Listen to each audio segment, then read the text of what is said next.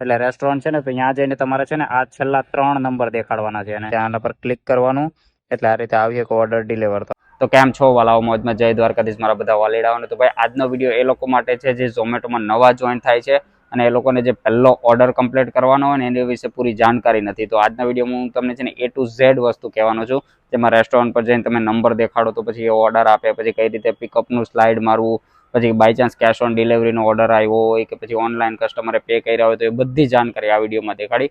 તો હાલો હું તમને છે ને A to Z વસ્તુ પહેલેથી દેખાડું કે પહેલા શું કરું, પછી વચ્ચે શું કરું, પછી લાસ્ટમાં શું કરું. તો ચાલો વિડીયો ચાલુ કરીએ આપણે.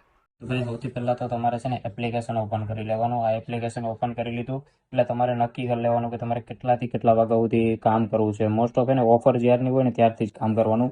પણ દાખલા તરીકે ચાલો તમારે અત્યારે 5:30 વાગ્યા તો મારે 6 વાગ્યાથી લઈને તે કામ કરવું હોય તો ગીગ બુક કરવાની. ગીગ એટલે એક રીતે કલાક જ થાય. તો અહીંયા જો ગીગનું ઓપ્શન આવશે, ગીગ પર ક્લિક કરો એટલે આજની તારીખ લખેલી આવે તો આજે 4 તારીખે, તો હાલો મારે 4 તારીખે કામ કરવું છે. પછી મારે 6 વાગ્યાથી કામ કરવું છે તો અત્યારે 6 એટલે જેટલા કલાક કામ કરી લે, 6 થી 8 છે, 8 થી 10 છે, એ પ્રમાણે કામ કરું. તો મારે અત્યારે હું 2 ગીગ બુક કરી લઉં, પછી તમે પાછી કરી શકો પણ 10 વાગ્યા પહેલાં કરી નાખવાની.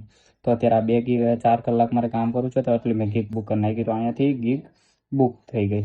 એટલે હવે છે ને 6 વાગે ને એટલે ઓનલાઈન થઈ જવાનું. તો કંઈ નહીં, ગીગ તો આપણી બુક થઈ ગઈ છે. તો હું મસ્ત મજાનો ઝોનમાં ચાલ્યો જાઉં અને ઝોનમાં જઈને ઓનલાઈન થઈ જાવ. અને ઝોનમાં જાય ને એટલે 15 મિનિટ પહેલાં તમે ઓનલાઈન થઈ શકો, એટલે 5:45 વાગે તો એ ઓનલાઈન થઈ શકો. એટલે હું ઝોનમાં આવી ગયો છું ને બેગ બાંધી લીધું છે. એટલે તમારી ઈચ્છા, હું તો હે ને ઝોનમાં આવું ને પછી બેગ બાંધું. જો તમે ઘરેથી બેગ બાંધીને આવો ને તોય કંઈ વાંધો નહીં. બસ હવે ઝોનમાં આવી ગયા છે ને હવે હું તમને દેખાડું છું.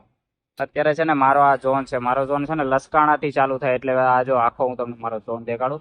એવી રીતે તમારા ફોનમાં છે ને ઝોન દેખાડતો હોય તો આ મારો ઝોન છે. તમારું નજદીક જ્યાં હોય ને ત્યાંથી ઝોનમાં આવીને ચાલુ કરી દેવાનું. હવે જો અત્યારે કેટલા 5:49 થઈ છે એટલે મેં તમને કીધું હતું ને કે 6 વાગ્યાની ગીગ બુક કરી હોય ને તો 15 મિનિટ પહેલા તમે ઓનલાઈન થઈ શકો. તો હું અત્યારે પહેલા તો ઓનલાઈન થઈ જાઉં. તો આ રીતે ઓનલાઈન થઈ જવાનું. હવે છે ને રેસ્ટોરન્ટ હોય ને રેસ્ટોરન્ટ બાજુ જવાનું એટલે અહીંયા ત્યાં સુધીમાં છે ને ઓર્ડર પડી જાય. તો કંઈ નહીં, હવે જો અહીંયાથી હું છે ને રેસ્ટોરન્ટ સાઈડ જગાતનાકા સાઈડ જાઉં તો ઓર્ડર પડી જાય. તો એટલે એ રીતે તમારે નજીકમાં તમારા કોઈ રેસ્ટોરન્ટ હોય ને કે તમને લાગતું હોય કે અહીંયા ઓર્ડર પડી જાય, જો કે અહીંયા જો દેખાડતા હોય તમને, તો અહીંયા જઈને થોડીક વાર વેઇટ કરવાનો. એ પહેલાં ઓર્ડર પડી જાય તો વધારે સારું.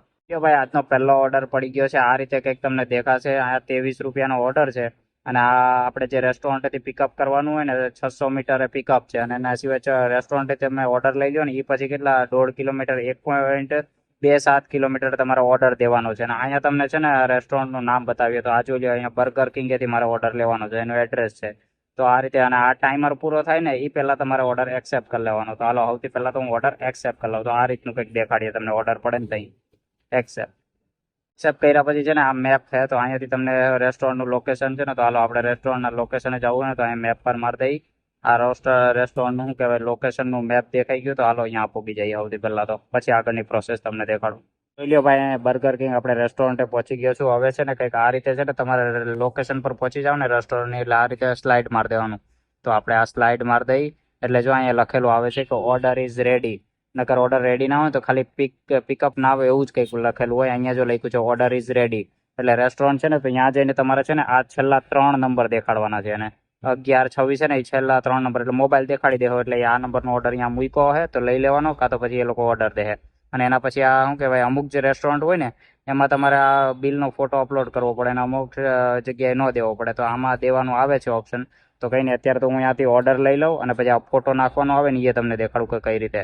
ભાઈ જોઈ લો, આ મેં ઓર્ડર લઈ લીધો છે. હવે આમાં જો તમને ફોટો નાખવાનું દેખાય ને તો કંઈક આ રીતે આવીએ, પછી આ રીતે ફોટો અને આ રીતે બિલ દેખાતું હોય ને એ રીતે કંઈક ફોટો પાડી લેવાનો. તો એક જ મિનિટો, આપણે આ ફોટો પાડી લીધો ફોટો, પછી અહીંયા અપલોડ ફોટો પાડી દેવાનો. એટલે ફોટો અપલોડ થઈ ગયો. એ પછી તમે ઓર્ડર લઈ લો ને એટલે પછી આમ કરીને આમ સ્લાઇડ મારી દેવાનું. એટલે એવું કે મેં ઓર્ડર લઈ લીધો છે તો આ ઓર્ડરનું સ્લાઇડ મારી દીધું. પછી રેટિંગ આપવાનું રહે તમારે જે હિસાબે રેટિંગ આપવું એ રીતે. તો આ કહીને મેં રેટિંગ આપી દીધું. હવે અહીંયા છે ને કસ્ટમરનું લોકેશન આવી ગયું છે કે આ જગ્યાએ છે ને ઓર્ડર દેવા જવાનું. તો હાલો આ કસ્ટમરનું લોકેશન છે ને તો અહીંયા હું જાઉં.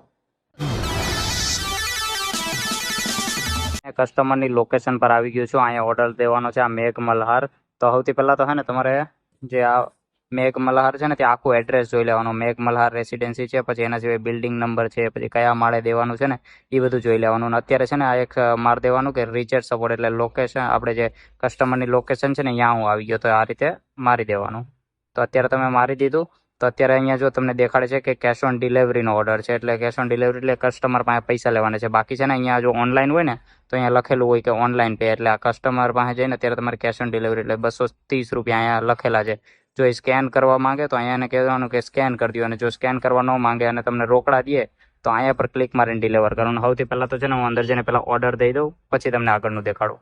કસ્ટમરને ઓર્ડર દઈ દીધો છે અને એણે રોકડા પૈસા દીધા. એમ તો 230 થતા હતા, પણ એમણે કીધું કે 20 રૂપિયા કંઈ નહીં રાખો, તો પૈસા લઈ લીધા છે ને પછી આ રીતે આના પર ક્લિક કરવાનું, એટલે આ રીતે આવી એક ઓર્ડર ડિલિવર. તો આપણે ઓર્ડર મારી દેવાનો છે ડિલિવર, અને તમારે રિવ્યૂ દઈ દેવાનો કે કસ્ટમર કેવી રીતે સારું તમારી હાથે બિહેવ કર્યું હોય તો 5, તો મેં અહીંયા 5 દઈ દીધું છે ને આ રીતે કરી નાખવાનું. એટલે જો તમને અહીંયા દેખાડીએ 20 મિનિટમાં ટોટલ તમે ઓર્ડર ડિલિવર કર્યો, 1.8 કિલોમીટરનું ટોટલ ટ્રાવેલ કર્યું અને 24 રૂપિયા તમને મળ્યા.